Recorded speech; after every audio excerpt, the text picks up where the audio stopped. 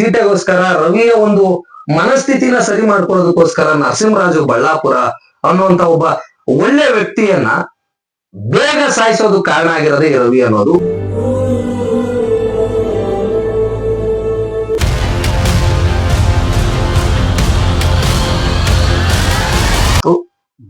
ಅದು ಕೇಳುಗರಿಗೆಲ್ರಿಗೂ ಕೂಡ ಕಾಮಿಡಿ ಅನ್ನಿಸ್ತದೆ, ಕೇಳುಗರಿಗೆಲ್ರಿಗೂ ಕೂಡ ಖುಷಿ ಅಂದ್ರೆ ಸಂತಸ ವ್ಯಕ್ತಪಡಿಸುವಂತ ಒಂದು ಆಡಿಯೋ, ಕೇಳುಗರ ಮನಸ್ಸಿನಲ್ಲಿ ಒಂದು ಏನಂತಾರ ಆಗಿನ ಟೈಮ್ ಖುಷಿನ ಹೊರ ಹಾಕುವಂತಹ ಒಂದು ಆಡಿಯೋ.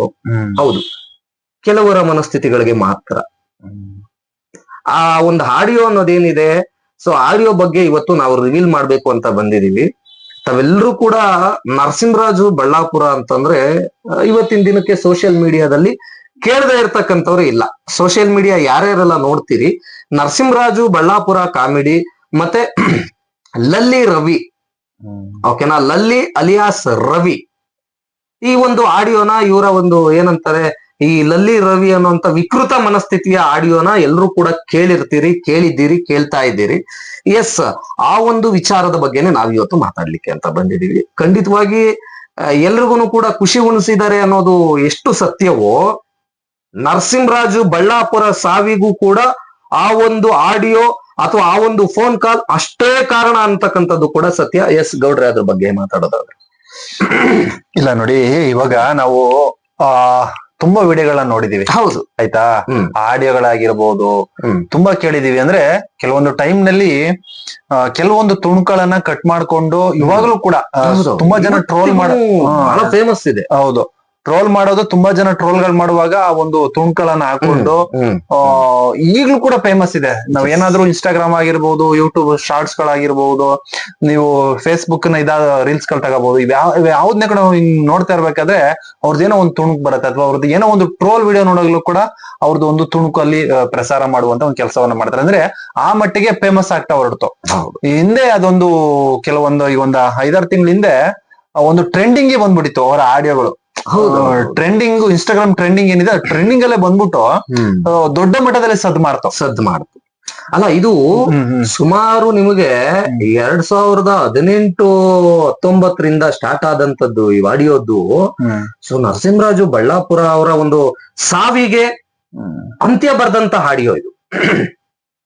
ನಿಜವಾಗ್ಲು ಅದ್ರ ಬಗ್ಗೆ ಹೇಳೋದಾದ್ರೆ, ಇಲ್ಲ ನೋಡಿ, ಇಲ್ಲಿ ಏನಾಗಿದೆ ಅಂತಂದ್ರೆ ಅವರು ಈಗ ರವಿ ಅವರಾಗಿರ್ಬಹುದು, ನರಸಿಂಹರಾಜ್ ಅವರಾಗಿರ್ಬಹುದು, ಇವರಿಬ್ರು ಸ್ನೇಹಿತರೆ ಅಂತ ಕಾಣಿಸುತ್ತೆ. ಆದ್ರೆ ಇವ್ರಿಗೆ ಸ್ವಲ್ಪ ನರಸಿಂಹರಾಜ್ ಅವ್ರಿಗೆ ಬಂದ್ಬಿಟ್ಟು ಸ್ವಲ್ಪ BP ಇದು BP ಇತ್ತು, ಮತ್ತೆ ಶುಗರ್ ಇದ್ದಂಗಿತ್ತು ಅಂತ ಅನ್ಸುತ್ತೆ. ಆಮೇಲೆ ಸ್ವಲ್ಪ ಮರವು ಕೂಡ ಇದ್ದಂಗಿತ್ತು.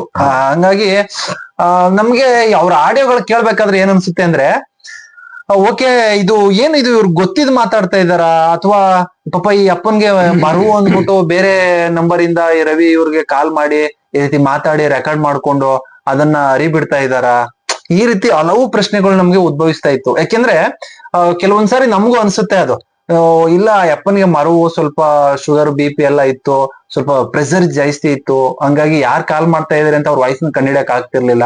ಅವ್ರು ಯಾವ್ದೋ ಬೇರೆ ನಂಬರ್ ಇಂದ ಕಾಲ್ ಮಾಡ್ಬಿಟ್ಟು ಈ ರೀತಿ ತಮಾಷೆ ಮಾಡ್ತಕ್ಕಂಥದ್ದು ಮಾಡೋರು, ರೆಕಾರ್ಡ್ ಮಾಡ್ಕೊಳ್ಳೋರು. ಆಮೇಲೆ ಲಾಸ್ಟ್ ಗೆ ನಾನು ಲಲ್ಲಿ ಪುಲ್ಲಿ ಅನ್ಕೊಂಡ್ ಹೇಳಿ ಈ ರೀತಿ ವಿಡಿಯೋಗಳನ್ನ ಅರಿಬಿಡೋರು. ಆಕ್ಚುಲಿ ಇದು ಸೀರಿಯಸ್ ಮ್ಯಾಟರ್ಗಳು, ಖಂಡಿತವಾಗಿ ಅಲ್ವಾ. ಇದು ಅಪ್ಪನ ಆರೋಗ್ಯದ ಮೇಲೂ ಕೂಡ ತುಂಬಾ ಪ್ರಭಾವ ಬೀರ್ತಾ ಇತ್ತು. ಒಂದ್ ಸ್ವಲ್ಪ BP ಜಾಸ್ತಿ ಆಗೋದು. ಆಮೇಲೆ ಒಂದು ವಿಡಿಯೋದಲ್ಲಿ ಹೇಳ್ಕೊತಾನೆ ಅಯ್ಯಪ್ಪ, ನಾನ್ ಈ ರೀತಿ ನಿನ್ನ ಬೈತೀನಲ್ಲ, ಅವನನ್ನ ಯಾರೋ ಲಲ್ಲಿ ಅಂತ ಮಾತಾಡ್ತಾನೆ, ಅವ್ನಿಗೆ ನಾನು ಬೈತೀನಲ್ವಾ, ಅದನ್ನೆಲ್ಲ ರೆಕಾರ್ಡ್ ಮಾಡ್ಕೊಂಡು ಹಾಕ್ತಾನೆ. ಇದೆಲ್ಲ ಯೂಟ್ಯೂಬ್ ಇದ್ರಲ್ಲೆಲ್ಲ ಬರ್ತಾ ಇದೆ, ಅದನ್ನ ನಮ್ಮ ಮನೆಯವ್ರು ನೋಡ್ತಾರೆ, ಅಕ್ಕಪಕ್ಕದವ್ರು ನೋಡಿ, ಎಲ್ಲಪ್ಪ ನಿನ್ಗೂ ಹೆಣ್ಮಕ್ಳಿದಾರೆ, ಈ ರೀತಿ ಎಲ್ಲ ಬೈತಿ ಎಲ್ಲ ಸರಿಯಾ ಅಂತ ಹೇಳ್ತಾರೆ. ಅವನು ಈ ರೀತಿ ಬಾಳ ಸರಿಯಾ ಅಂತ ಕೆಲವೊಂದು ವಿಡಿಯೋಗಳೆಲ್ಲ ಅಪ್ಪನೂ ಕೂಡ ಮಾತಾಡಿದಾನೆ, ನರಸಿಂಹರಾಜ್ ಅವ್ರು ಮಾತಾಡಿದಾನೆ. ಇದೆಲ್ಲವೂ ಕೂಡ ಏನಾಗ್ಬಿಟ್ಟಿದೆ ಅಂದ್ರೆ ಅವ್ರಿಗೆ ಮಾನಸಿಕವಾಗಿಯೂ ಕೂಡ ಪ್ರಭಾವ ಬೀರಿದೆ. ಆಯ್ತಾ, ಹಂಗಾಗಿ ಸ್ವಲ್ಪ BP ಕೂಡ ಜಾಸ್ತಿ ಆಗ್ತಾ ಹೊರಡ್ತು. ಕೊನೆಯ ದಿನದಲ್ಲಿ ಸ್ವಲ್ಪ ಆರೋಗ್ಯ ಹದ್ಗೆಡೋಕೆ ಎಲ್ಲೋ ಇವನ್ ತಮಾಷೆ ಮಾಡ್ತಾ ಇದೀನಿ ಅಂತ ಅನ್ಕೊಂಡ ಯಪ್ಪ ರವಿ ಅನ್ನೋ ಅಂತವನು. ಅದು ಇವ್ರಿಗೆ ಆರೋಗ್ಯದ ಮೇಲೂ ಕೂಡ ಪ್ರಭಾವ ಬೀರಿ ಸ್ವಲ್ಪ ಬೇಗನೆ ಸತ್ತೋದ್ನೇನೋ ಅಂತ ಅನ್ಸುತ್ತೆ ನಮ್ಗೆ. ಸಾಮಾನ್ಯವಾಗಿ ನಾವು ಅಬ್ಸರ್ವ್ ಮಾಡಿದಾಗ ನಮ್ಗೆ ಅನಿಸ್ತಕ್ಕಂಥದ್ದು ಹಾಗೆ. ಆದ್ರೆ ಇದ್ರ ಬಗ್ಗೆ ಯಾರು ಎಲ್ಲೂ ಕೂಡ ಮಾತಾಡಿಲ್ಲ. ಹೌದು, ಎಲ್ಲೂ ಕೂಡ ಯಾರು ಕೂಡ ಅವನನ್ನ ಆಲ್ಮೋಸ್ಟ್ ಇದು ಆ, ಏನಂತಾರೆ ಅವನ್ನ ವಾಲೈಕೆ ಮಾಡ್ಕೊಂಡೆ ಮಾತಾಡಿರ್ತಕ್ಕಂಥದ್ದೇ ನೀವು ತುಂಬಾ ಚೆನ್ನಾಗಿ ಮಾಡ್ತೀರಿ ರವಿ ಅವ್ರೆ, ನೀವು ಈ ರೀತಿ ಒಂದು ಪಾಸಿಟಿವ್ ಆಗಿ ಮಾತಾಡಿರ್ತಕ್ಕಂಥದ್ದು. ಎಸ್ ಆದ್ರೆ ಇನ್ನೊಂದು ಕಡೆ ನಾವು ಕೂಡ ಫಸ್ಟ್ ಪಾಸಿಟಿವ್ ಮಾತಾಡ್ತಾ ಇದ್ವಿ, ಆದ್ರೆ ಅವರು ವಿಡಿಯೋಗಳು ಪ್ರತಿಯೊಂದು ವಿಡಿಯೋಗಳು ನೋಡಿದಾಗ ಆಮೇಲೆ ಯಾಕೆ ನಮ್ಮ ಮನೇಲೂ ಕೂಡ ಹಿರೀಕರಿದ್ದಾರೆ, ನಮ್ಮ ಅಕ್ಕಪಕ್ಕದಲ್ಲೂ ಹಿರೀಕರಿದ್ದಾರೆ, ಅವ್ರಿಗೆ BP ಇವೆಲ್ಲವೂ ಒಂದು ಪ್ರೆಷರ್ ಇದ್ದಾಗ ಅವ್ರಿಗೆ ಹೆಂಗೆ ಅವ್ರ ಮೇಲೆ ಪ್ರಭಾವ ಬೀರುತ್ತೆ ನಾವು ಮಾತಾಡುವಾಗ, ನಾವು ಅವ್ರ ಜೊತೆ ಒಂದು ಸಂಪರ್ಕ ಮಾಡಿದಾಗ ಅನ್ನೋದು ನಮಗೂ ಕೂಡ ಹತ್ತಿರದಲ್ಲಿ ನೋಡಿದಾಗ ಎಲ್ಲೋ ಒಂದ್ ಕಡೆ ಹಿಂಸೆ ತರ ಆಗಿರ್ಬೋದು ಪಾಪ ನರಸಿಂಹರಾಜ್ಗೆ ಅನ್ನೋದು ನಮಗೂ ಕೂಡ ಅನಿಸ್ತು. ಖಂಡಿತ ಅಲ್ವಾ? ಎಸ್ ನೋಡ್ರೆ ಅದ್ರ ಬಗ್ಗೆ ಬಹಳ ಚೆನ್ನಾಗಿ ವಿಶ್ಲೇಷಣೆ ಕೊಟ್ರಿ. ಆದ್ರೆ ನಾನ್ ಕೇಳ್ತಕ್ಕಂಥದ್ದು ರವಿ ಒಬ್ಬನ, ಈ ರವಿ ಲಲ್ಲಿ ಅಲಿಯಾಸ್ ರವಿ ಅನ್ನುವಂತ ಒಬ್ಬ ನೀಚ ಏನಿದ್ದಾನೆ, ಇವನ ಒಬ್ಬನ ಆಸೆಗೋಸ್ಕರ ಅಂದ್ರೆ ಅವನು ಹಳ್ಳಿ ಟಿವಿ, ನಮ್ಮ ಹಳ್ಳಿ ಟಿವಿ ಚಂದನ್ನು ಅದ್ರ ಆಡಿಯೋದ್ದು ಅಂದ್ರೆ ಲೈಕ್ ಏನು ಆ ಒಂದು ಲಲ್ಲಿ ರವಿಯ ಒಂದು ಮುಖ ಪರಿಚಯನ ಮಾಡುವಂತ ಕೆಲಸ ಮಾಡ್ತಾನೆ ನಮ್ಮ ಹಳ್ಳಿ ಟಿವಿ, ಏನು ನಮ್ಮ ಹಳ್ಳಿ ಟಿವಿ ಚಂದನ್.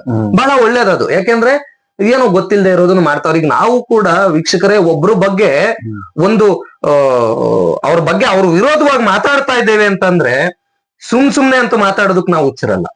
ಇದು ಎಲ್ರಿಗೂ ಇರ್ಬೇಕಾದಂತ ಮನಸ್ಥಿತಿ. ಸುಮ್ನೆ ಯಾರ ಬಗ್ಗೆಯೂ ಕೂಡ ನಾವು ಮಾತಾಡೋದಿಲ್ಲ, ತುಂಬಾ ಯೋಚನೆ ಮಾಡ್ತೇವೆ. ಓಕೆನಾ, ಅವ್ರ ಬಗ್ಗೆ ರಿಸರ್ಚ್ ಮಾಡ್ತೇವೆ ನಾವು ಮೊದಲನೇದಾಗಿ. ಸೊ ಹಳ್ಳಿ ಟಿವಿ ಚಂದನ್ ಅವರ ಒಂದು ಚಾನಲ್ ಏನಿದೆ, ಹಳ್ಳಿ ಟಿವಿ ಮತ್ತೆ ಇನ್ನೊಂದು ಯಾವ್ದೋ ಒಂದು ಟಿವಿ ಬರುತ್ತೆ. ಸೊ ಇವೆರಡು ಯೂಟ್ಯೂಬ್ ಚಾನಲ್ ನ ಮೂಲಕ ಅವರ ಒಂದು ಲಲ್ಲಿಯ ಪರಿಚಯ ಆಗತ್ತೆ. ನನ್ಗೆ ಎಲ್ಲಿ ಬೇಜಾರಾಗ್ತಾ ಇದೆ ಅಂತಂದ್ರೆ, ಈ ಲಲ್ಲಿ ರವಿ ಏನಿದ್ದಾನೆ, ಈ ನೀಚ ಹೇಳ್ಕೊಂತಾನೆ ಆಡಿಯೋದಲ್ಲಿ. ಅಂದ್ರೆ ಏನು ಇಂಟರ್ವ್ಯೂ ಮಾಡ್ತಾರೆ ನಮ್ಮ ಹಳ್ಳಿ ಟಿವಿ ಚಂದನ್ ಮತ್ತೆ ಇನ್ನೊಂದು ಚಾನಲ್ ಅವರು.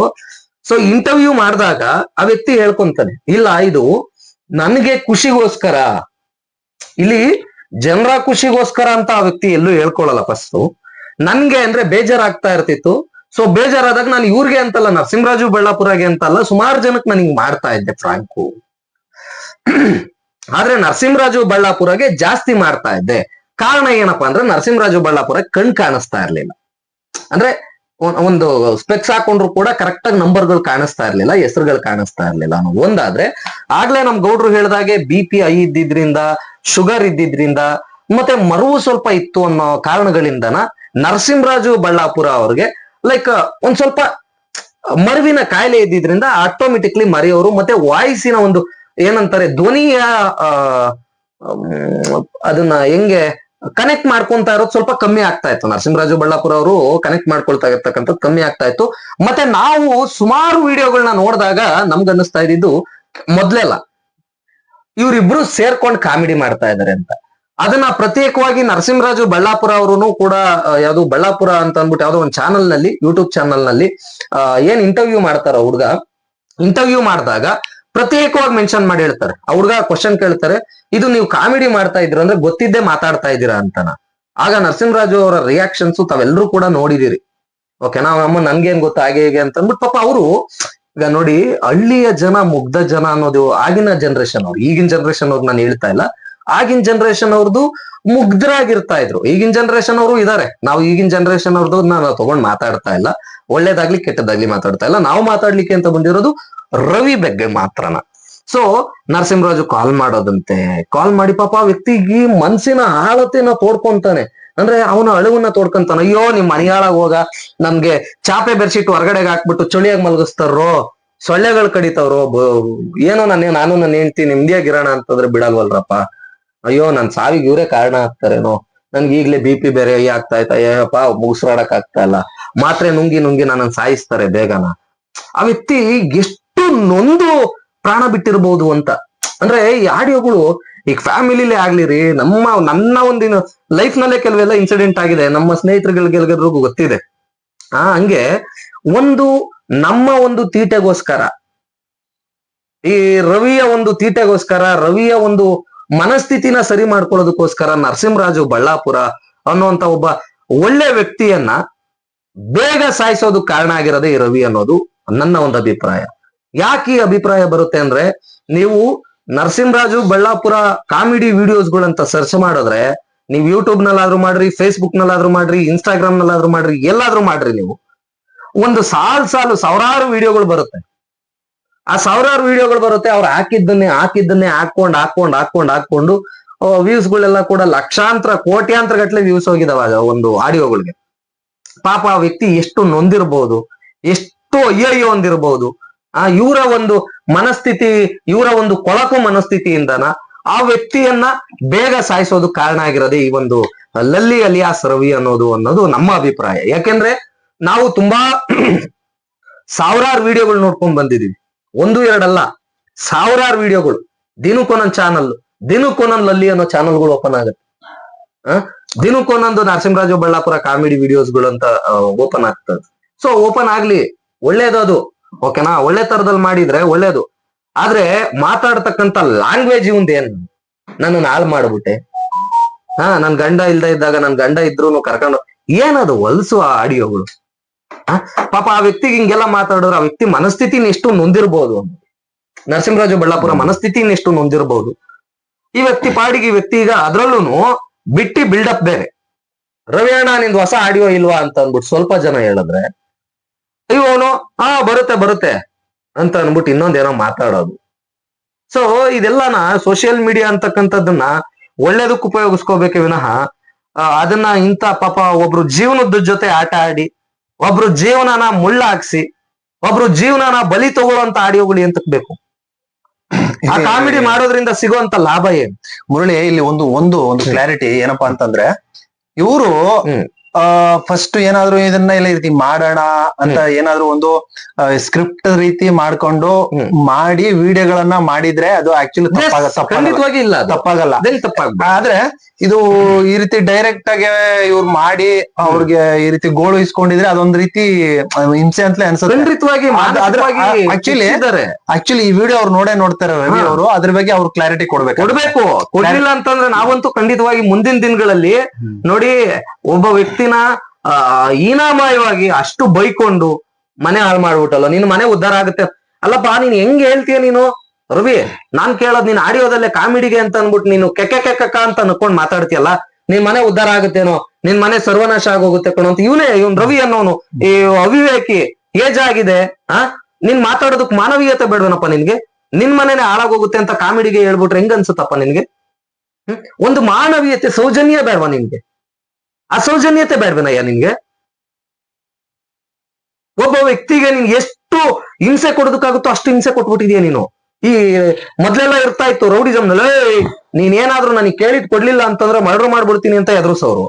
ನೀನ್ ಹಿಂಗೆ ಲಲ್ಲಿ ಅನ್ನೋ ಹೆಸರಿಟ್ಕೊಂಡು ನರಸಿಂಹರಾಜನ ಎಷ್ಟು ಮನ್ಸನ್ನ ಕುಗ್ಸಿರ್ಬೋದು ನೀನು. ಆ ವ್ಯಕ್ತಿಗೆ ಎಷ್ಟು ನರಕ ಯಾತನೆ ಆಗಿರ್ಬೋದು, ನರಕ ಯಾತನೆ ಅನುಭವಿಸಿದಾನೆ ಆ ವ್ಯಕ್ತಿ ಅನ್ಸುತ್ತೆ.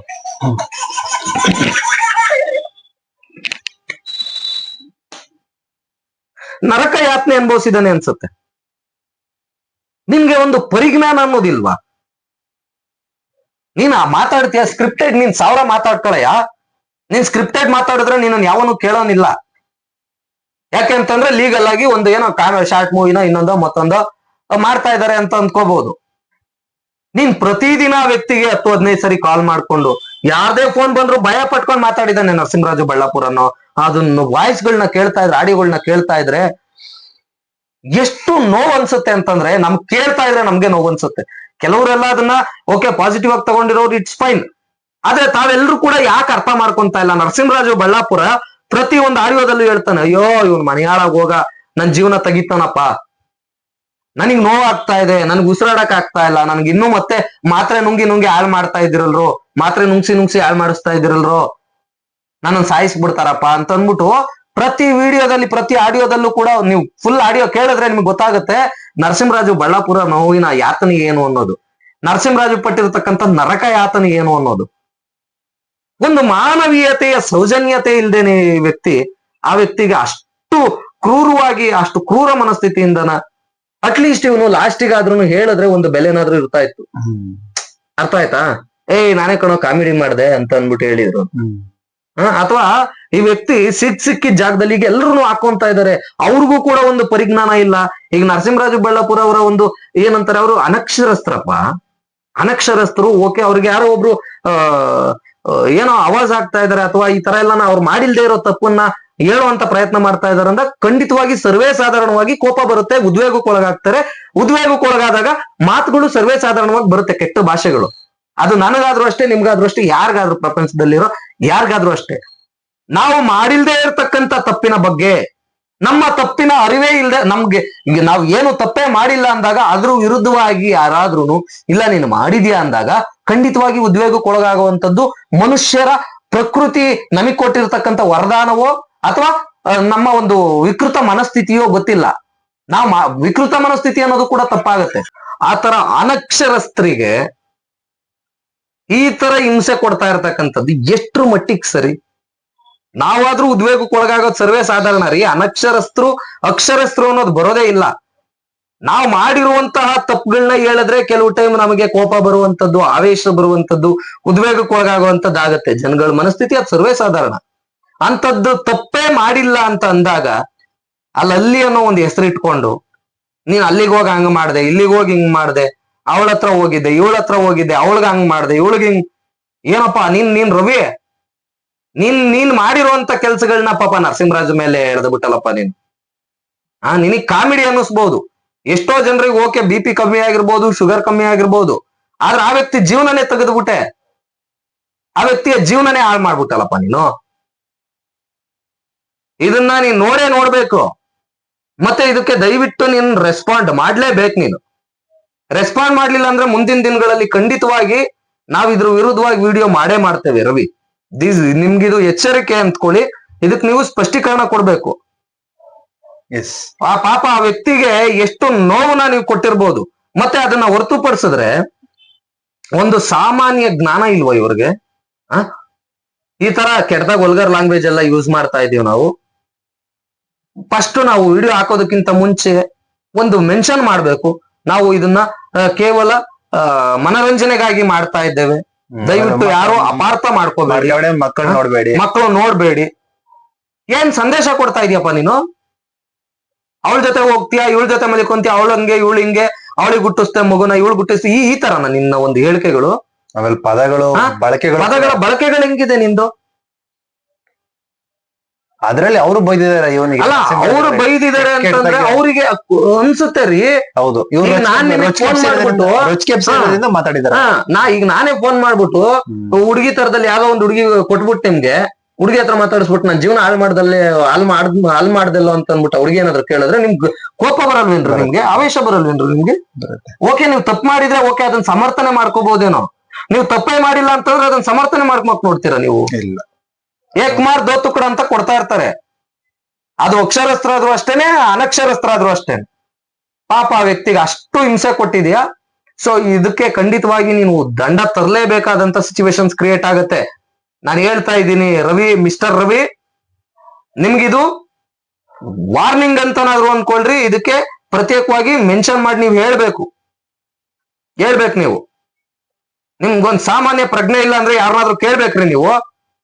ವಲ್ಗರ್ ಲ್ಯಾಂಗ್ವೇಜ್ ಯೂಸ್ ಮಾಡ್ತಾ ಇದ್ದೀರಾ ಅಂದ್ರೆ ನಾವು ಇದನ್ನ ಕೇವಲ ಮನರಂಜನೆಗಾಗಿ ಮಾಡ್ತಾ ಇದ್ದೇವೆ. ಯಾರು ಕೂಡ ಅಪಾರ್ಥ ಮಾಡ್ಕೋಬೇಡಿ, ಚಿಕ್ಕ ಮಕ್ಳು ನೋಡ್ಬೇಡಿ, ಈ ಏಜ್ನವ್ರು ನೋಡಿ ಅಂತ ಮೆನ್ಷನ್ ಮಾಡ್ಬೇಕು ನೀನು. ಆಮೇಲೆ ಇನ್ನೊಂದ್ ನೋಡಿ, ಈಗ ನಾವೇನ್ ಅವ್ರ ವಿರುದ್ಧವಾಗಿ ದನಿ ಎತ್ತಾ ಇದೀವಿ, ಆಕ್ಚುಲಿ ಇದು ಯಾವತ್ತಿದ್ರು ಕೂಡ ಇವ್ರಿಗೆ ಇದು ಮುಳುವೆ. ಖಂಡಿತವಾಗಿ ಇವತ್ತು ನಾವು ಬರೀ ಮಾತಲ್ಲಿ ಕೇಳ್ತಾ ಇದೀವಿ, ಇದಕ್ಕೆ ಒಂದು ಕ್ಲಾರಿಟಿ ಕೊಡ್ಬೇಕು ಅಂತ. ಆದ್ರೆ ಇದು ಮುಂದಿನ ದಿನಗಳಲ್ಲಿ, ಯಾಕೆಂದ್ರೆ ಇದು ಸೋಷಿಯಲ್ ಮೀಡಿಯಾಗಳಲ್ಲಿ ದೊಡ್ಡ ಮಟ್ಟದಲ್ಲಿ ಸದ್ ಮಾಡ್ತಾ ಇದೆ ವಿಡಿಯೋ, ಅಲ್ವಾ? ಬೇರೆಯವರು ಬೇರೆ ರೀತಿ ದನಿ ಎತ್ತಬಹುದು ಅಲ್ವಾ? ಬೇರೆ ರೀತಿ ತೊಂದರೆ ಕೊಡ್ಬೋದು ಇವರಿಗೆ. ಅಲ್ಲ, ತೊಂದರೆ ಕೊಡ್ಬೋದಲ್ಲ, ತೊಂದರೆ ಕೊಡೋದಕ್ಕೆ ಅದೇನು ಅಂತಂಗಿ ಯಾರು ಆತರ ತೊಂದರೆ ಕೊಡಲ್ಲ. ಲೀಗಲ್ ಆಗಂತೂ ಖಂಡಿತವಾಗಿ ತೊಂದರೆ ಅದೇ ಆಗುತ್ತೆ. ಅದನ್ನೇ ಹೇಳ್ತಾ ಇರೋದು ನಾನು. ನಮ್ಮಿಂದಾನೇ ಲೀಗಲ್ ಆಗಿ ತೊಂದರೆ ಆಗತ್ತೆ. ನಾವೇ ಲೀಗಲ್ ಆಗಿ ನಿಮ್ಗೆ ಇದನ್ ಮಾಡ್ತೇವೆ ಅಷ್ಟೇನೆ. ನೀವು ಆ ವ್ಯಕ್ತಿಯ ಜೀವನನೇ ತೆಗ್ದಿದ್ದೀರಿ. ನೀವು ಆ ವ್ಯಕ್ತಿ ಅಕ್ಕಪಕ್ಕದಲ್ಲಿ ತಲೆ ಎತ್ಕೊಂಡು ಓಡಾಡ್ದಂಗ್ ಮಾಡಿದೀರಿ ನೀವು. ಅದ್ರಲ್ಲಿ ಆಡಿಯೋ ವೈರಲ್ ಆಗದಂಗ ಇರ್ತವೇನ್ರಿ? ಆ ವೈರಲ್ ಆಗ್ಬಿಟ್ಟು ಅವ್ರು ಅದನ್ನು ಕೂಡ ಮೆನ್ಷನ್ ಮಾಡಿ ಹೇಳ್ತಾರೆ, ಅಯ್ಯೋ ನಿಮ್ ಮನೆಯಾಳ ಹೋಗ, ನಮ್ಮ ಅಕ್ಕಪಕ್ಕದಲ್ಲಿ ಯಾರು ಕರೆಕ್ಟ್ ಆಗಿ ಮಾತಾಡಿಸ್ತಾ ಇಲ್ಲ, ಹೆಣ್ಮಕ್ಳು ಬೆಲೆ ಕೊಡ್ದಂಗ್ ಮಾತಾಡ್ತಾರೆ, ಗಂಡ್ ಮಕ್ಳು ಮಾತಾಡಿಸ್ತಾ ಇಲ್ಲ, ಕಂಪ್ಲೇಂಟ್ ಮಾಡೋರೆ, ಯಾಕ್ರೋ ನಮ್ ಜೀವನಕ್ ಬಂದ್ ಹಾಳು ಮಾಡ್ತೀರ ನಮ್ ಜೀವನನ ಅಂತ ಅನ್ಬಿಟ್ಟೆಲ್ಲ ಪಾಪ ವ್ಯಕ್ತಿ ನೋವ್ನ ತೋಡ್ಕೊಂತಾನೆ. ಬೇರೆ ಬೇರೆ ಕಾಮಿಡಿಗಳೆಲ್ಲ ಇದಾವೆ. ಏನು ಕಾಂಗ್ರೆಸ್ ಗಿಡ ಬೇಕು, ಕಾಂಗ್ರೆಸ್ ಹೂವ ಬೇಕು, ಅಥವಾ ಪರಂಗೆ ಗಿಡದ ಮರಗಳು ಬೇಕು ನನ್ಗೆ, ಇವೆಲ್ಲ ಓಕೆ, ಇಟ್ಸ್ ಫೈನ್. ಹಂಗ್ ಹೋದ್ರೆ ಫೈನ್, ಅದು ಅರ್ಥ ಆಯ್ತಾ. ಅದು ಯಾರನ್ನು ಕೂಡ ಅಂದ್ರೆ ಯಾರನ್ನು ಕೂಡ ಮನ್ಸನ್ನ ಹಾನಿ ಮಾಡುವಂತದ್ದೇನಲ್ಲ. ಸೊ ನರಸಿಂಹರಾಜು ಇಷ್ಟ ಇದ್ರೆ ಮಾತಾಡ್ತಾರೆ, ಕಷ್ಟ ಆದ್ರೆ ಬಿಡ್ತಾರೆ, ಅದು ಬೇರೆ ಪ್ರಶ್ನೆ. ನೀನು ಮಾತೆತ್ತಿದ್ರೆ ಲಲ್ಲಿ ಅನ್ನೋ ಒಂದ್ ಹೆಸರು ಹೇಳ್ಕೊಂಡು ಇವತ್ತಿಗೂ ನಿನ್ನ ಹೆಸರು ಅದನ್ನ ಇಟ್ಕೊಂಡಿದ್ಯಲ್ಲಪ್ಪ. ನೀನು ಅಲ್ಲಪ್ಪ, ನೀನೊಬ್ಬ ಗಂಡ್ಸು, ಲಲ್ಲಿ ರವಿ ಅಂತೆ ಚಾನಲ್. ನಿಮ್ಗೆ ಇನ್ನೊಂದು ಗೊತ್ತಾ? ಲಲ್ಲಿ ರವಿ ಅಫಿಷಿಯಲ್ ಚಾನಲ್ ಅಂತ ಇಟ್ಕೊಂಡು, ಲಲ್ಲಿ ರವಿ ಡ್ಯಾಶ್ ಬಾಕ್ಸ್. ಏನವೆಲ್ಲನ ಒಂದು ನೀವು ಸುಮ್ನೆ ನರಸಿಂಹರಾಜು ಬಳ್ಳಾಪುರ ಅಂತ ಸರ್ಚ್ ಮಾಡ್ಬಿಟ್ರೆ ಒಂದು 100-150 ಚಾನಲ್ಗಳು ಸಿಕ್ಬಿಡುತ್ತೆ. ಆ ವ್ಯಕ್ತಿಯ ಮರಣ ಮೃದಂಗ ಬಾರಿಸ್ಬಿಟ್ ನೀನು, ಆ ವ್ಯಕ್ತಿಗೆ ಮರಣ ಮೃದಂಗ ಬಾರಿಸ್ಬಿಟ್ ನೀನು ಆ ವ್ಯಕ್ತಿ ಹೆಸರಿಟ್ಕೊಂಡು ಅಳ್ಳಾಡೋದಕ್ಕೆ ಹೋಗ್ತೀಯ ನನ್ ಗೆಳೆಯ ಅಂತ. ಮಾನ ಮರ್ಯಾದೆ ಇಲ್ದೇನೆ. ಅಲ್ಲ, ಆ ವ್ಯಕ್ತಿ ಹೇಳದ್ ನೋಡ್ರಿ, ಇನ್ನು ಹೆಂಗ್ ಹೇಳ್ತಾನೆ ಇಂಟರ್ವ್ಯೂ ಅಲ್ಲಿ ನೋಡಿದ್ರೆ ನೀವು, ನನ್ ಗೆಳೆಯ ಇದಾನೆ ಅನ್ಕೊಂಡೇ ಇದೀನಿ ನಾನು ಅದಕ್ಕೆ ಮನೆಗೂ ಹೋಗಿಲ್ಲ ನಾನು. ಅವನ್ ಜೀವನನೇ ತೆಗ್ದಿದ್ಯಪ್ಪ ನರಸಿಂಹರಾಜು ಬಳ್ಳಾಪುರ ಜೀವನನೇನೆ. ಅಟ್ಲೀಸ್ಟ್ ಸತ್ತಾಗಾದ್ರೂ ನಾನು ಓಕೆ, ಆ ವ್ಯಕ್ತಿಯಿಂದ ನಾನು ಹಿಂಗೆ ಹೆಸರು ಮಾಡಿದೀನಿ, ಆ ವ್ಯಕ್ತಿಯಿಂದಾನೆ ಈಗ ನರಸಿಂಹರಾಜು ಬಳ್ಳಾಪುರ ಇಲ್ಲ ಅಂತ ಅಂದಿದ್ರೆ ರವಿ ಅನ್ನೋನು ಮೂಸ್ ನೋಡಕ್ ಯಾವನ್ ಬರ್ತಾ ಇದ್ದ. ಹಿಂಗಾಗಿದೆ. ಸೊ ತೀರ್ಕೊಂಡಾಗಾದ್ರೂ ಏನಾದ್ರೂ ಒಂದು ಆ ವ್ಯಕ್ತಿಯಿಂದ ನಾನು ಜೀವನ ಮಾಡ್ತಾ ಇದ್ದೀನಿ. ಈಗ ಅವ್ರ ಮನೆಗೆ ಏನಾದ್ರು ಕೊಡೋದು ಅಥವಾ ಅವ್ರ ಮನೆಗೆ ಹೋಗಿ ಕ್ಷಮೆ ಯಾಚಿಸೋದು, ಇದು ತಮಾಷೆಗಾಗಿ ಮಾಡಿದ್ದು, ಇನ್ನೊಂದು ಮತ್ತೊಂದು ಅಂತನ. ಆತರ ಏನು ಮಾಡ್ದಂಗ್ ನೀನು ಇದಕ್ಕಿದಂಗೆ ಈ ತರ ಮಾಡಿರುವಂತದ್ದು ಎಷ್ಟ್ರ ಮಟ್ಟಿಗೆ ಸರಿ? ಯಾಕೆ ನಾವ್ ಮಾತನಾಡ್ತಾ ಇದ್ದೀವಿ? ನಾವೀ ಒಂದು ಮಾತನಾಡೋದಕ್ಕೆ ಕಾರಣನು ನೀನೇ.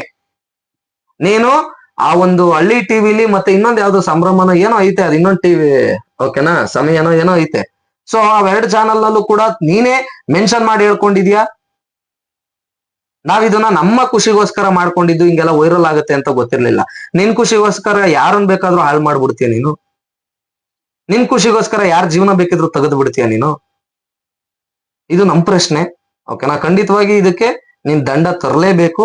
ಇದ್ರ ವಿರುದ್ಧವಾಗಿ ನಾವು ಅಂದ್ರೆ ನೀನ್ ಕರೆಕ್ಟ್ ಆಗಿ ಇದನ್ನ ಸ್ಪಷ್ಟೀಕರಣ ಕೊಡ್ಲಿಲ್ಲ ಅಂತಂದ್ರೆ ಇದ್ರ ವಿರುದ್ಧವಾಗಿ ನಾವಂತೂ ಕಾನೂನಾತ್ಮಕವಾಗಿ ಹೋರಾಟ ಮಾಡೋದಕ್ ನಿಂತ್ಕೊಂತೀವಿ. ಅವ್ರ ಮನೆಯವ್ರ ಹತ್ರ ಹೋಗಿ ಸಾರಿ ಕೇಳ್ಬೇಕು ನೀವು, ನಾವ್ ಹಿಂಗ್ ಮಾಡಿರೋ ತಪ್ಪು ಅಂತ ಅನ್ಬಿಟ್ಟು. ಮತ್ತೆ ನರಸಿಂಹರಾಜು ಬಳ್ಳಾಪುರ ಅವರ ಅಭಿಮಾನಿಗಳೇನಿದ್ದಾರೆ ಅವ್ರಿಗೂ ಕೂಡ ನೀವು ಸಾರಿ ಕೇಳ್ಬೇಕು. ಮತ್ತೆ ನೀವು ಸ್ಪಷ್ಟೀಕರಣ ಕೊಡ್ಬೇಕು. ಮೂಲತಃ ನೀವ್ ಹೇಳಿದಿರಲ್ಲ ಆ ಒಂದು ಹಳ್ಳಿ ಟಿವಿಲಿ, ಅದು ಇಡೀ ಲಕ್ಷಾಂತರ ಜನ ನೋಡಿದ್ದಾರೆ, ವಿಡಿಯೋ ಡೌನ್ಲೋಡ್ ಮಾಡ್ಕೊಂಡಿದೀವಿ. ಯಾಕೆಂದ್ರೆ ಚಂದನ್ ಹತ್ರ ಹೇಳಿ ವಿಡಿಯೋ ಡಿಲೀಟ್ ಮಾಡ್ಸೋದಕ್ ಆಗಲ್ಲ. ಸೊ ಇದು ನಮ್ಮ ಪ್ರಶ್ನೆ, ಇದಕ್ಕೆ ಸ್ಪಷ್ಟೀಕರಣ ಕೊಡ್ಬೇಕು. ನಾವು ಕೇಳಿರುವಂತ ಕ್ವಶನ್ಸ್ಗಳನ್ನೆಲ್ಲ ನೋಟಿಸ್ ಮಾಡ್ಕೊಂಡು ಅದಕ್ಕೆ ಆನ್ಸರ್ ಮಾಡ್ಲೇಬೇಕು ರವಿ ನೀನು. ಇಲ್ಲ ಅಂದ್ರೆ ನಾವಂತೂ ಬಿಡಲ್ಲ. ಮುಂದಿನ ದಿನಗಳಲ್ಲಿ ಲೀಗಲ್ ಆಗಿ ಹೋರಾಟ ಮಾಡೋದಕ್ ನಿಂತ್ಕೊಂತೀವಿ. ಒಬ್ಬ ವ್ಯಕ್ತಿಯ ಜೀವನನೇ ತೆಗೆದಿದೆಯಾ ನಿನ್ನ ಒಂದು ಖುಷಿಗೋಸ್ಕರನ. ಸೊ ಅದ್ರ ವಿರುದ್ಧವಾಗಿ ಖಂಡಿತವಾಗಿ ಧ್ವನಿ ಎತ್ತುತ್ತೀವಿ.